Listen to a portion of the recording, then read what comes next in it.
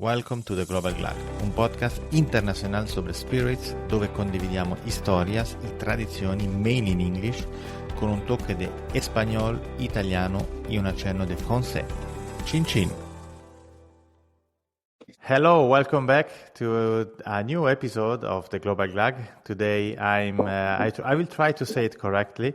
I'm with Leszek. Okay, that's pretty close. Pretty Leszek. close, okay, yes, That is pretty Leszek. close. Good try. Thank you. Who is, how can I describe you? I know you are a Cachaça knower, so you know a lot about Cachaça. You have a lot of knowledge. You spent, if I'm not wrong, you told me 18 years in UK, and you were like an ambassador of Cachaça in UK. And now you live in Manaus, in Brazil. And yes, so you're closer, of course, to this world, to Cachaça. I don't know why you decided to move there. Maybe because you fell in love with Cachaça. Anyway, thank you very much for being here, for your time. And so maybe tell me just quickly about you. So again, you have been to London. I saw also an article. It was on the Rum Compass and also on the Fat Rum Pirate, talking about an interview with you, and then where you were talking about your passion about Cachaça. Can you maybe just quickly introduce yourself to our audience? Okay. Hello, everyone. My name is Leszek. I started my Cachaça story about 25 years ago when I started living in Brazil and was introduced actually by my wife she's Brazilian, actually, to the Cachaça market. And at the beginning, it was a sort of, trying, collecting the bottles, become a hobby, but I never thought of, doing the business or work with Cachaça or with a sugarcane made spirits in general. Until one day, she knows that I have so much knowledge, and she encouraged me to start doing something about it. Mm-hmm. When you work with things you like, you don't work. So this is a fact. And in 2018, I encouraged a couple of guys, Milton Lima, which is a Cachaça specialist here in Brazil, Hugo Tolomei, who lives in London and works with Cachaça, and also Jonathan Rees, who was organizing rum festivals in Wales, to set up a Cachaça festival. And actually, it happened for the first time outside Brazil that we did it in London and Manchester. First Cachaça festival outside Brazil. Mm-hmm. And on that occasion, we also produced a book with all the brands that participate. We were able to bring 50 brands of Cachaça. That's never happened before. Yes. And the products that actually you are unable to find outside Brazil. Mm-hmm. So this is one of the things with Cachaça, that the best stuff stays in Brazil. So if you live in Europe, you live in America, in other countries, you won't find it. Yeah, that's the problem about Cachaça. So what I can find here. Also, I used to live in Colombia. Now I'm in Switzerland, back to my country. And in Colombia, I used to find, the commercial Cachaça. Even here, you find the commercial Cachaça for cocktail, for caipirinha. And I remember once we had in our rum tasting a gentleman who was from Brazil, and I showed him the Cachaça I bought in, maybe the town is Tabatinga. Yes. Which is in Leticia, which is to the border, exactly. And he told me this Cachaça you bought was not good. And I was convinced that it was good. So, it's so huge, the market in Brazil. How can you How can you start with a good cachaça if you live in Europe? Now, also thanks to you, you just founded recently the United Brazilian Distilleries, which is like an independent bottler. Maybe you can tell us more about your project. But yeah, how can we in Europe or maybe in the States find a good cachaça? Well, I mean, at the moment there is a few brands which pretty good. I wouldn't say they are excellent, but they are better than average. So you will find the Novo Fogo in America. Yeah. Actually, Novo Fogo is not a distillery. There is a brand made to one of the distilleries in state of Paraná. You have Jaguara, who was quite successful. Again, somebody got the brand, but it wasn't a distillery. Mm-hmm. So the only distillery that you could see it in Europe, it is actually Magnifica from Rio de Janeiro. Mm-hmm. And that's it. The other brands are here and there you can find a bottle, but nothing serious, nothing that could make an impact, except the bigger. They call it in Brazil industrial type of cachaças with million of bottles like a 51 or Velho Barreiro that you can find it. But this is not the cachaça of my interest. Mm-hmm. Yeah, of course. So what's happening during the years? I've been traveling all over Brazil, visiting from a very south Rio Grande do Sul up to Acre distilleries, and trying to see, learn, and find what Brazil got the best. And you find those sort of terroir of each place. Based not only on the sugarcane they use, on the yeast they use, but also on the woods they use for aging. Yeah. So you will find some states where they would preferably use that kind of wood for aging, and some others different woods. So let's say São Paulo we use amendoim, and Maranhão we use grapia as the principal wood for aging, which were probably, used locally. They were locally available at the time when cachaça become, more known product. Mm-hmm. Regarding the UBD and the bottling, which I set up a year ago, but because I'm working on my own, it is taking a long time to do it. During those years traveling all over the Brazil, I found, in my opinion, the best producers, the best distilleries in Brazil, and I'm trying to bring those products and show them outside. Mm-hmm.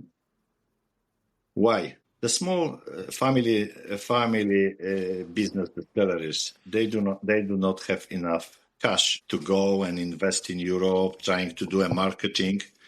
And also it's very hard to sell the product nobody knows. So the idea is, pick up what's the best here in Brazil and try to bring it under the UBD brand. However, showing, I always will be able to show the distillery it comes from, and it's sort of a partnership between distilleries and myself. So that's the whole idea. Do you think you were just talking about how difficult it is to take it out of Brazil, cachaça? Why do you think that? Of course, it's expensive. You have to market it, to promote it. Of course, this is not something which is cheap.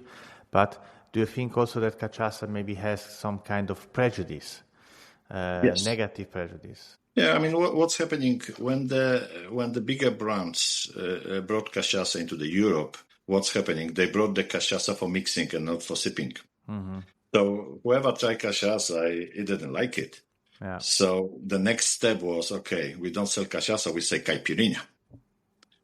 And in this case, a lot of people will know caipirinha, but they don't know cachaça. So, this is the large producers that thinks that, they want to sell it. Yeah. So if we cannot sell it as a pure rum, then we'll sell as a drink. Yeah. And try to promote caipirinha. So this is one of the reasons that cachaça never really pick up in Europe. And another thing which is hard to say, how you can sell the product that you cannot even pronounce. So if it was me and I was going to the bar and I have to order something I don't know how to pronounce, you are kind of blocked. It's not easy, It's not easy. So sometimes I think, the Brazilian did not make themselves a favor by calling it Brazilian rum cachaça. Do you know the origins of the name? Well, there is a lot of stories.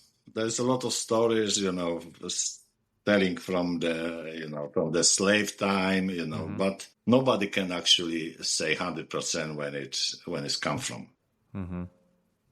And also, there is this problem, is cachaça a different category? Is it still a rum? A lot of producers would say not, cachaça is a cachaça. For me, cachaça is a subcategory of rum. Mm-hmm. Yeah. It is a separate spirit, the same way as Charanda in Mexico, that is a rum, but it's also Charanda, and I would say this is the classification I would use for the cachaça. Could you maybe just tell us how? I know cachaça is, of course, you cannot really go high in alcohol content. So can you maybe just explain us how cachaça is produced in Brazil? Sure. It's something similar like rum agricole, but it's not agricole because, of course, it's Brazilian. Can you maybe just give us? Yeah, so cachaça's got this. What do you call it? The alcohol contents, it is between 38 to 48. Mm-hmm. And if it's above 48, it cannot be called cachaça. So this is the Brazilian regulation. Okay. Obviously it can be made in a pot still or column distillation. It doesn't matter. It needs to be made from a fresh cane juice. Cannot be used molasses or sugarcane honey, just a cane juice. So in this case, it would be a rum if it would be made molasses or honey. Because the Brazilian regulations are completely wrong. Okay. In Brazil, if you made the spirit from sugarcane honey, you cannot call it rum. You need to call it aguardente gemelado. So this is again wrong. If you make a rum that is above 48 teor alcohólico, you cannot call it cachaça. You need to call it aguardente de cana. So again, you cannot call it rum, which is, for me, rum, it can be made from any derivative of the sugarcane. So if it's a piloncillo, if it's a cane juice, that is molasses or sugarcane honey. Mm-hmm. So here is a bit of a confusion, which is also not helping the producers, because, if they want to follow Brazilian regulations, they cannot call it a rum. And in my case, let's say I have this rum made from a Santa Teresinha distillery, is made from a sugarcane honey. Mm-hmm. Yeah. And, and I call it rum. Yes. But if it was for Brazil, only for Brazilian market, it will be complicated. They shouldn't call it rum. In Brazilian regulation, rum can only be made from molasses. Okay. Which is completely wrong again, because cachaça is very, very close to agricole. Yeah, it's really complicated because maybe they do it. I don't know. Maybe they do it because they want to elevate the category of cachaça. They want to be different than other countries. I don't know, but now it's the country. I mean, the rum. The world is getting bigger, more connected, and that's always the same thing. A lot of people are talking about the regulations about rum. Sure. They say it's true. Sometimes it's really complicated. So this is really complicated just in the country in Brazil. Because I know Pedro Paiva, Alba Distillerias, he produces rum And he explained me this normally higher ABV, and that's why it's rum. But he also do it with the juices of the sugarcane, if I'm not wrong. Sure. So how can he call it rum? Sorry? He does both. He does the cane juice, but he also start producing from molasses. Okay. And how can he call it rum in Brazil if it's not? Well, sometimes you will find on his bottle aguardente de cana. If there is still a rum, but if he sells in Brazil, he need to call it aguardente de cana to be following the regulation. And another problem, is in Brazil you cannot bottle above 54 ABV. So if he wants to bottle his rum and as a cask strength or the still strength, he won't be able to do it, which is also something that should change.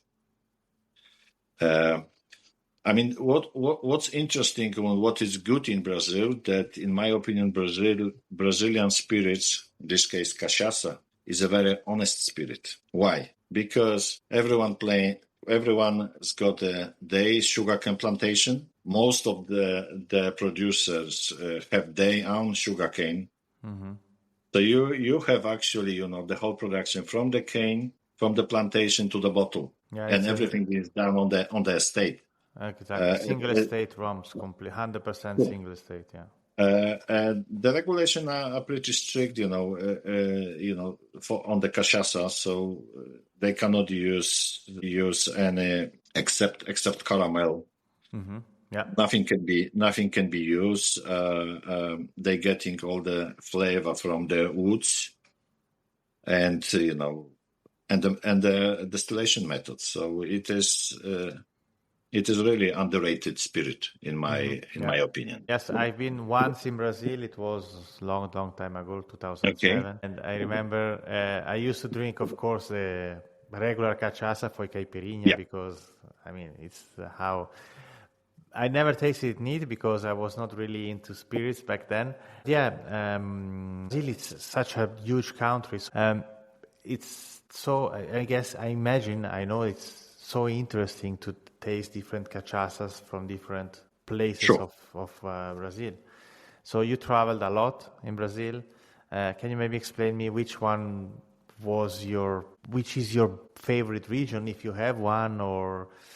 Well, I don't have a favorite region.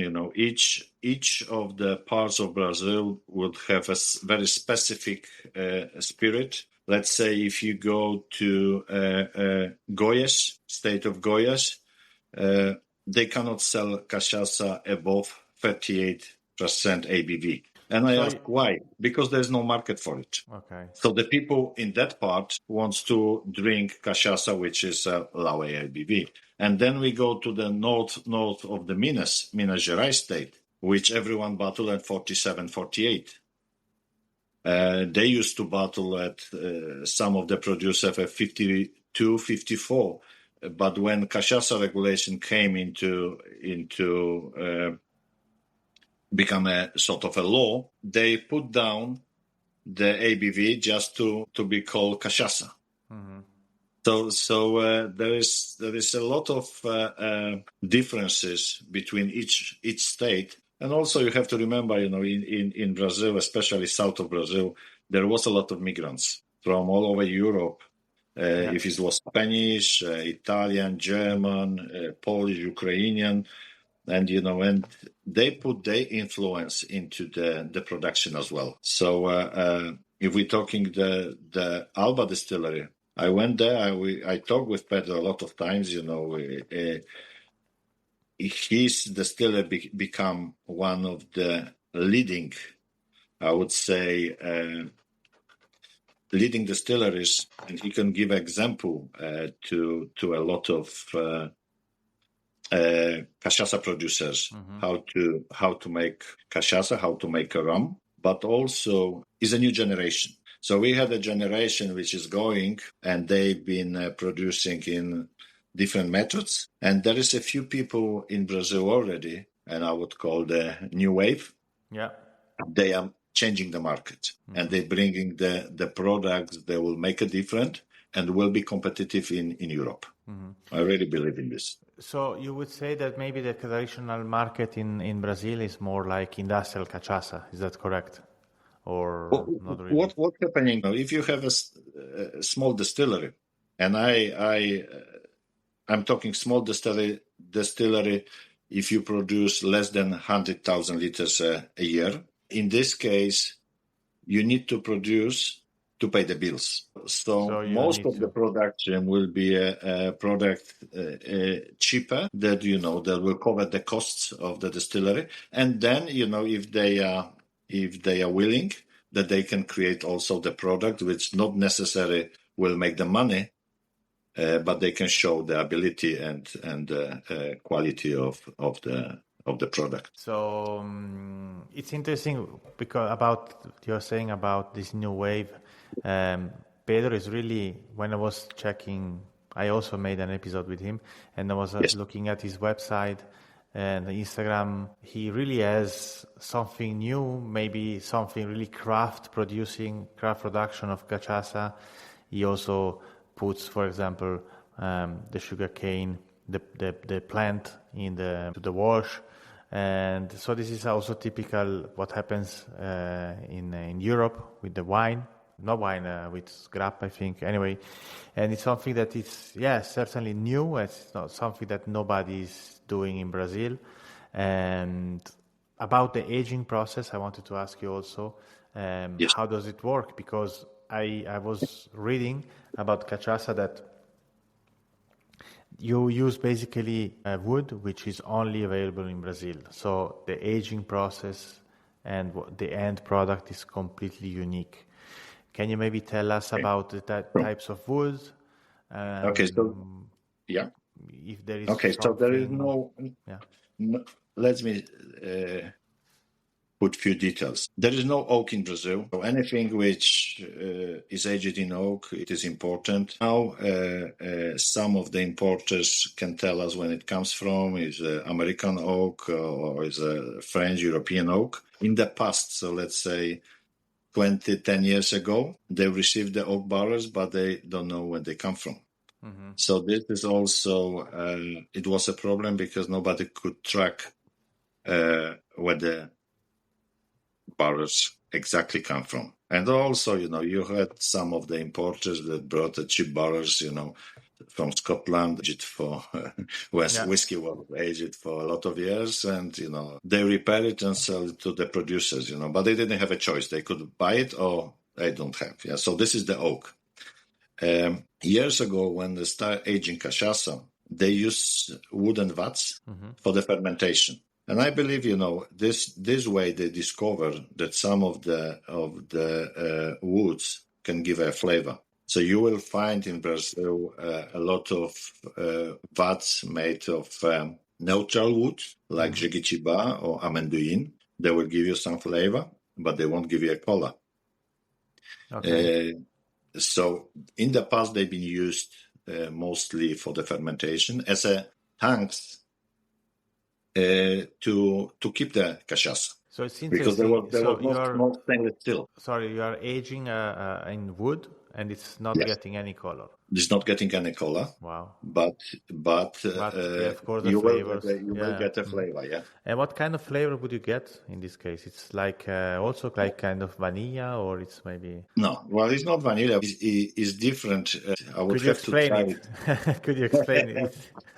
Let's say if it's amendoim, you have to remember that most of the vats will be 10,000-20,000 liters. Mm-hmm. You will get a lot of smokiness, which you won't get on other wood. To get the smokiness just from the untoasted vat. Some other will give you some flavor. I cannot recall it now. I would have to taste it, and then I could tell you about the neutral woods. But we also have woods which are very, very famous, like Amburana. Mm-hmm, and this is one of the most popular woods for aging cachaça. You have a Balsam. Mm-hmm. You have a jackfruit. And few other woods like freesia. Freesia is also a neutral wood, which gives you a little bit of a picancia, sort of chili pepper, spicy, spicy. And grappia, arariba, altogether, I would say we're talking about 40 woods that can be aged. Cachaça. The most popular one, there have been some researches done here in Brazil because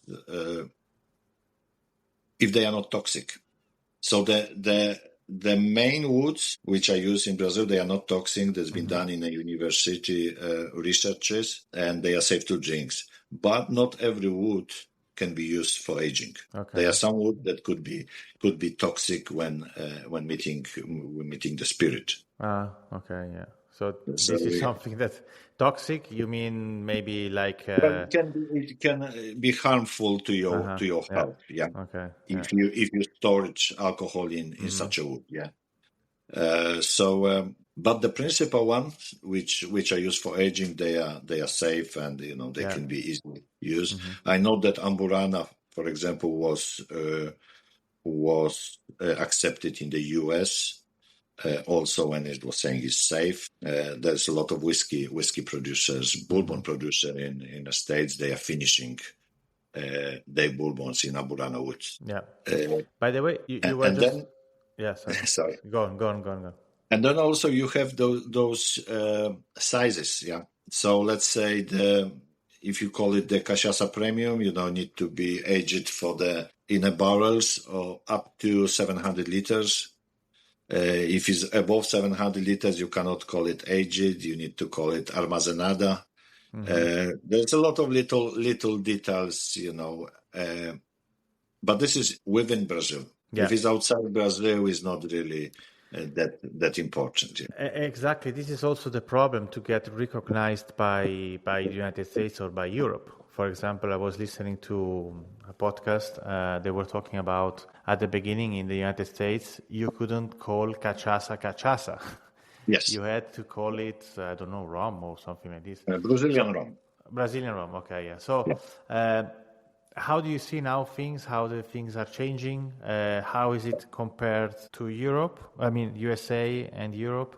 And yes, how can you see maybe the future of cachaça in these two different continents? So let's say United States as country and Europe as a whole market. Yeah. Well, as the sales of rum are growing in the last few years, and they really been going up and up. This is definitely helping cachaça because is the same product. Personally, I think we should do the same as Miriam did in Uruapan in Mexico, when she can put the rum and then she can put Charanda. And I would do the same. I would put rum and then I would put cachaça. Why? If I only put cachaça, doesn't sell.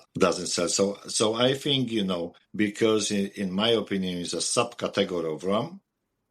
I think, by giving the name cachaça, we showing the origin, but, I would still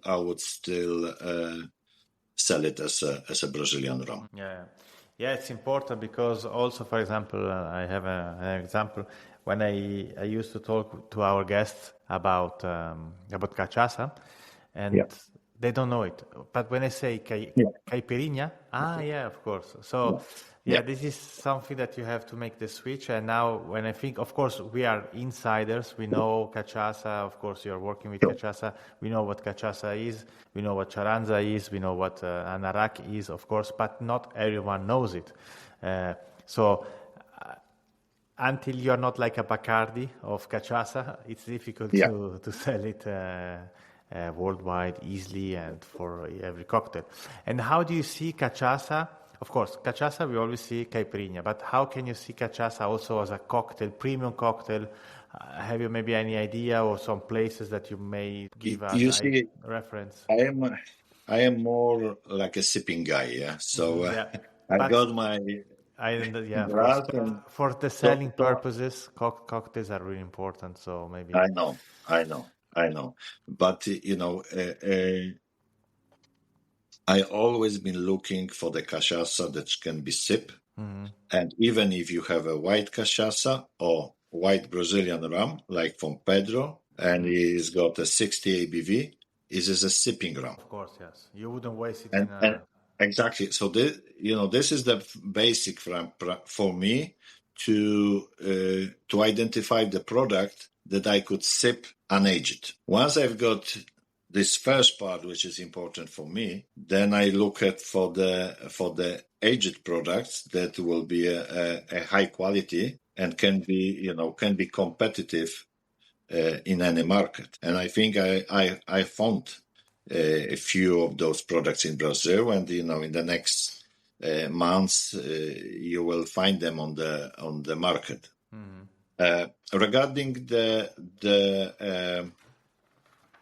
Regarding the drinks, yes, I agree. This is the way to show cachaça and show Brazilian drinks to the world.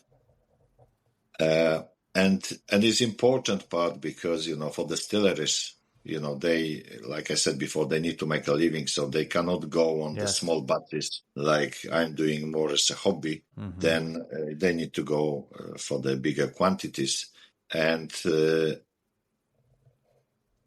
yes, but in the same time they need to have a good product that can be competitive with a French rum.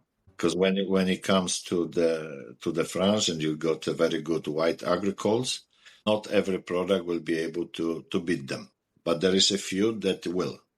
Yes. So there is a lot of issues, even where as you know, when agricole come to the mainland, they have some discounts on the taxes.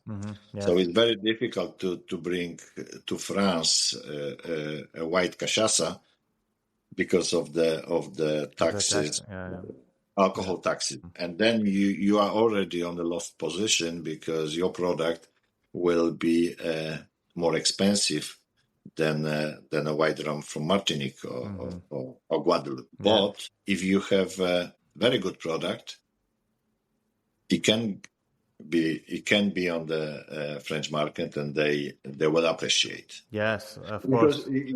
You see the Ilha Madeiran rum is also agricole. In Madeira they call it aguardente. Obviously they changed later on to the rum, and is a white rum, and is competing very well with the French agricole rums. Yeah. So also, also because of course Madeira rum got kind of protection from Europe. It's also like it's the only foreign rum that can be called agricole. So of course this has also helped a lot. How do you see things moving with with Europe? I mean, do you have any protection, or is it still like in the gray zone? I don't know if there is something. Well, Mexico, United States, they recognize cachaça as with the origin of Brazil. Europe signed it, I think, a year or two ago, also that it will recognize the cachaça as a specific category. But like everything in Europe, it takes time because you have so many countries, and everyone needs to sign it. So it's not that much of a Brazil as a Mercosur. Yeah, I think the Mercosur is talking to European Union, and there is a few things that need to be sorted, and it's just a matter of time. Eventually, it will be recognized as Brazilian origin drink, because at the moment you will find in some European countries, people that will put cachaça for something that is not.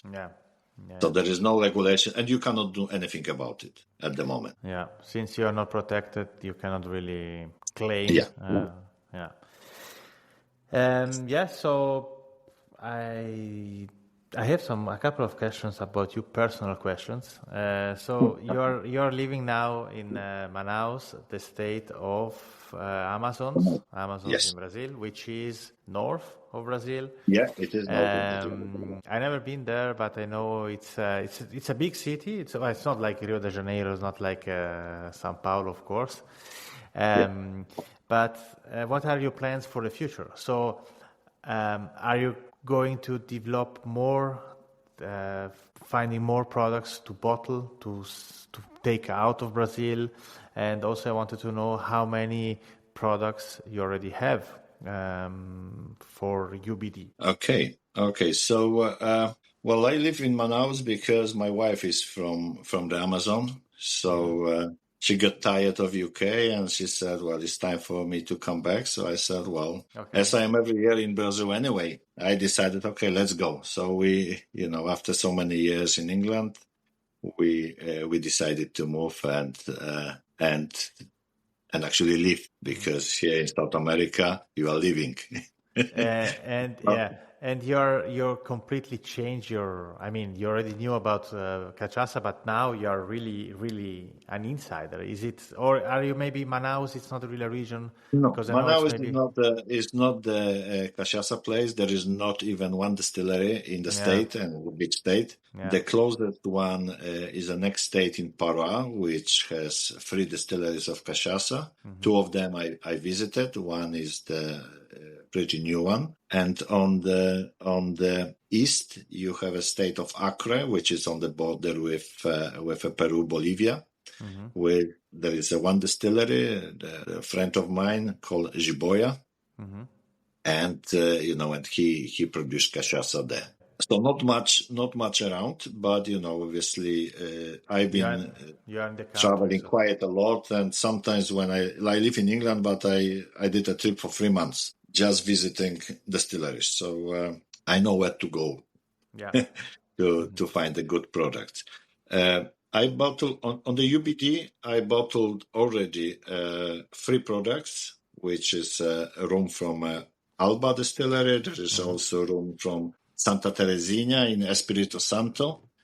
That one is interesting because it's been aged for 5 years in new American oak barrels and finished for 3 years in exporter casks. In Brazil. In Brazil, yes. Okay. And which region is it? Espírito Santo. So the state of Espírito Santo, just a bit north of Rio de Janeiro state. Okay. Very, very small but very interesting state. I also have a bottle of aguardente from the producer called Claudionor. This is north of Minas Gerais, nearly a Bahia state. That producer exists since 1926, and it was in the past capital of cachaça in Brazil. And all the cachaça was going on the river to the sea, and that's how it was distributed from the. What's interesting about Claudionor, they do not actually distill. They buying cachaça from very small local producers, about 5 of them. I visit some of them, and they just patronize. Okay. And this business is going since 1926. In the past, they cachaça was at 54 ABV. With the cachaça regulation, they had to put it down. So I asked the girls if they could find for me, a batch that is as close as possible to the original one. So they did find at 49.5 ABV with a 3 years aged in Amburana vats. It's a great product. So I got, small numbers of bottles of that product, and for the future, I already got some cachaça because it'll be hard for me not to bottle cachaça. So I found the product I'm very pleased with. It will be bottled at 45 ABV and is made from a black cane. Okay. Also a single type of cane. And I will also, it's a bit of a secret, but not many people are listening to the podcast those days. So So I will bottle Cachaça aged for 35 years in balsam wood. 45 years. No, 35 Okay. years. Okay. Wow. It's a long period. So the distillery doesn't exist anymore. It's been sold years ago. They only have stock of that cachaça, and they've been willing, to sell it, 200 liters of it, and so I can do my special release. A special release. And that kind of products, which I will show around the world in Europe. Obviously, there is a small number of bottles that will stay in Brazil for the people who wants to try it, because those products are limited, and and sometimes I visit the distillery and I found the cask, I like it, and I would say, this is what I want. Yeah, I don't want anything else. I want that particular cask. And also there will be another rum from the north of Brazil, from another state, aged for more than 5 years, made from molasses. So there is a few things that will happen in the next couple of months. But also I have some of the project, I would say international. So together with Miriam from Charanda, we will release the product, which we did together. Okay. Together, in a way, I sent the barrel of Castanera cask, which is like Brazil nut tree cask, to Mexico. Okay. And she distilled Charanda in Filipino style pot still made of bajo. Yeah. And when I last talked to her, she said it's ready. So we can bottle this. So you see. So it's going to be a blend, or no? Okay. It is a white rum put into the Brazilian cask. Okay, interesting. In Mexico, okay. So it can. Yeah. So in Uruapan, which is a bit higher. Yeah. Interesting. So and this is going to be available in Europe as well, or? Well, we only have 200 liters of it, because it was one cask. So I will just talk to her and see how we're gonna do it and what we're gonna do it with it. But I have a friendship with her for years, even when Charanda wasn't very much known in Europe. So we have this special relationship, and Miriam is always open to new things. She is, it's a lovely woman. And I talked to her the last episode was with her, and so people who listen to this podcast already know more about her. Yeah, I did it in Spanish, and it's really a nice person, and it's interesting to see that you can find also some kind of partnerships. Even you are far away. I mean, Brazil and Mexico. It's far away, so it's not easy to make this kind of partnership, and it's really interesting to see how a Brazilian wood works with a Mexican distillate, with Charanda. Exactly. So there is a few other projects, but I cannot say everything now. Yeah. So, but the idea of UBD is show the uncommercial parts of distilleries. It is a partnership, like in case of Brazil, like with Pedro, which is a family business, and also Santa Teresinha, small family business. It's hard for them to go outside because they are costs, and in this case, we're helping each other because I will show their products outside. I'm going to Romola Festival in June in Poland. Exactly. I just wanted to ask. Will be shown about the next festivals. So you're going to be in Poland, and 13-14 of June for the Romola Festival, and I will also do a small masterclass there, which I can bring some samples of the very interesting projects from Brazil. And in August, I should be in Panama for the first time in a festival in Panama. So with Randolph, so you met Randolph. Exactly. This year I cannot be there. That's difficult for me to be there this year. But maybe, who knows? Maybe August. Maybe I don't know. But yeah, I would like to come if I can. I have been all the three. The first, the second, and the third. No, I've been twice, and it's incredible how from a small festival, it was small at the beginning, but it was so crowded. He was like, wow, I didn't expect so many people. And the second festival I didn't go, the third one was already bigger. It's incredible to see also how Panama, which is not maybe known for best high-end quality rums, but the audience, people are really interested in rum, and it shows again how rum is growing. And I'm sure that you will find a lot of people which are interested also in Brazilian cachaça and rum. Yeah, so this is the two places that are confirmed. From the travel perspective, it looks like October. It could be French Guiana, Suriname, and Guyana for me. I was in Guyana, but it was, I think, 1998. Things like that. It was a different Guyana than is now.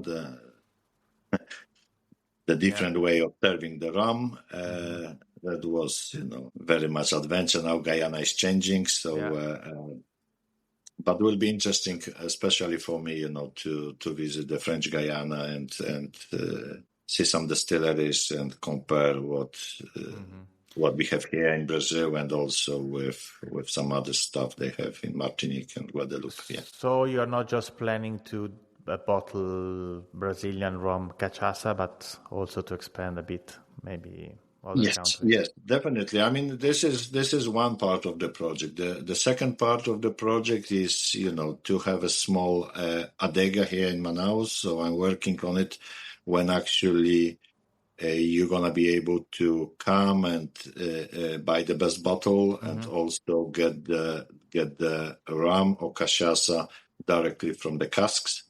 Wow! So it will be a very small project, but I like it. So I'm always saying, if I have to drink in other places, I can drink in my own place. Yeah, exactly. And also, successful businesses is thanks to the passion, because someone has passion. It's not only about successful business. I'm not that young anymore. I just want to have enough money for living. It doesn't need to be. I'm not looking to get rich now. Yeah, but I mean, successful. I mean, also, because it's difficult to start a business like this. I mean, if there is no passion, nobody would do it. So this is the basic. This is without passion, it would be impossible to do it. I have the last question for you. Where can we find, at least in Europe, your products? So I heard France is a market, maybe Poland as well. Well, the Poland's already have the importer. The bottles are already with the importer. It's called Unique Spirits. They selling mostly a single cask of whiskey. Okay. And I was looking for a specific importer, and I think in every country it is important, who sell your product. I cannot go for a bigger importer because my product will be not interesting to them. So it takes time, to find the right person you can work with and, and promote their products together. So in Poland, I found it. The bottles are already there. Okay. I believe in a week or two, he will start selling the bottles in Poland. Yeah. Okay. And then, I'm obviously looking for different markets, but you have to remember, if I have 250 bottles, and 50 of them are sold in Brazil, so there's not much left, And normally importers, they want to have, importers want to have a lot of, they need a minimum to sell it, so they don't want to just move bottles less than, 200, maybe it's not enough, so it's not easy. Yeah. Exactly. So in France, is there any chance to get a bottle of yours or not? Yeah, I will talk to some of the friends from the rum family. During those years in Europe, I made a lot of friendship with the people who are in rum business, and I hope they will be able to help some, and then I can send a few bottles to each of the countries. Same with England. Yeah. I know a few people who will be able to help. In this case, and I think when I travel to Europe, just stay another week or two and visit few places that could be interesting in a very very independent niche product at a reasonable price, because that's what we're doing. We want to promote a very good quality product, honest spirit with nothing added to it, and show not only the spirit, show the distillery, because this is the idea.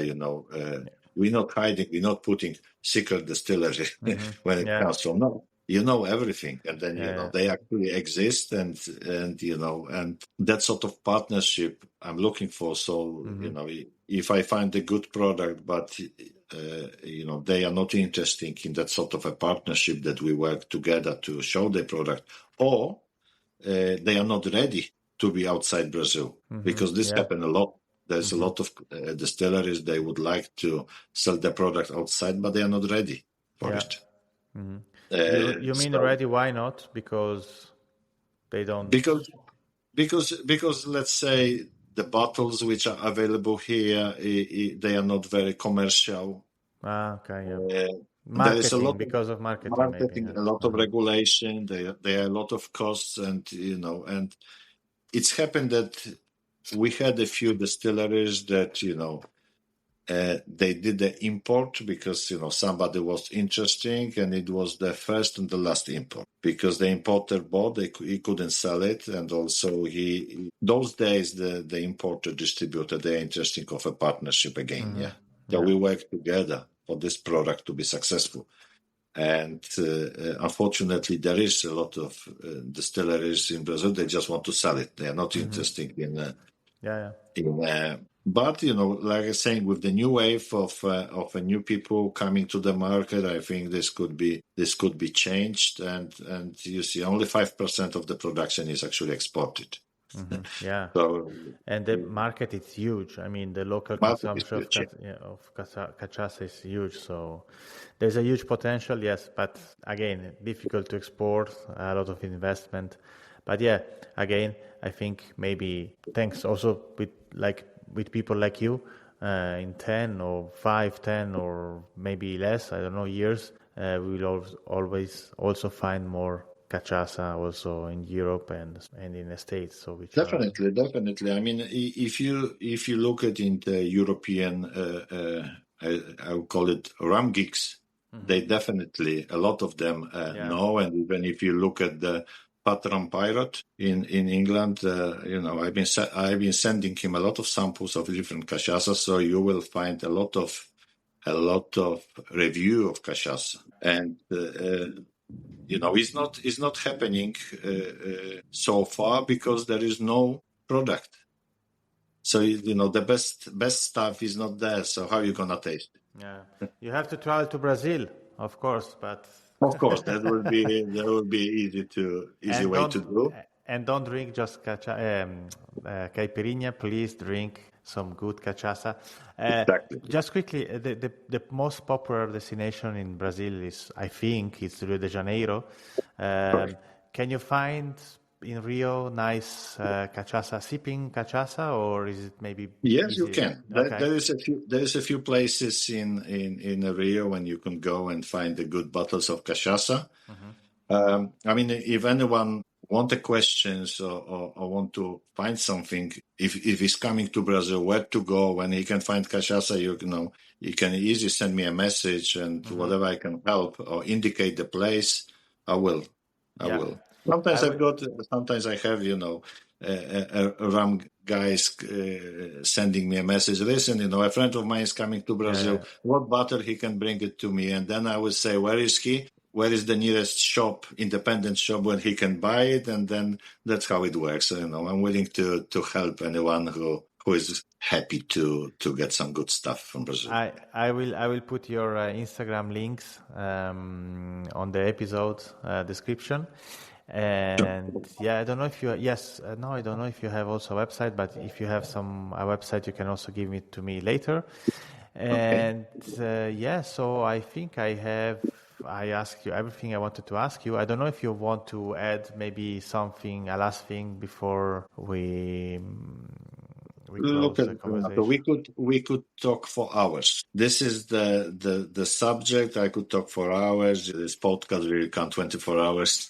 Discussing, going from each state and showing the distillery from each state. Brazil is huge. There is so many distilleries, and each one would have, their own yeast, the different sugarcane, the terroir. Even for me, it's been so many years, and I still have a lot of things to discover. Mm-hmm. It's a fascinating, spirit, and together with the Brazilian culture, it works well. But also, if you don't understand Brazil, if you don't understand how the things work here, it's very hard to understand cachaça. Yeah. It is so much connected with the culture. And another thing is, as you see when you taste the spirit, you may taste it different in Europe than here because of the food you eat, because of the climate. It tastes a little bit different, So, ideally, you come to Brazil, you taste the best cachaças, and then you will change your mind about this great spirit. Exactly. That such underrated spirit deserves way more, recognition. Yes. Again, I know that Rom geeks appreciate it, but for the bigger masses, it's difficult to show its potential. Thank you very much. It was a real pleasure to talk with you. I hope to see you soon. Maybe, I don't know, I would like to come to Panama this year, but it's going to be more difficult. But if I'm going to Brazil, I'll definitely contact you. I don't know if if I will come to Manaus, but anyway, maybe more like a beach place. But anyway, I will contact you. And if you are also in Europe, maybe close by to Switzerland, would be nice one day to meet you and taste some cachaça together. Okay, thank you very much for the invitation. And have a lovely evening. Thank you very much. Okay. Bye-bye. Bye.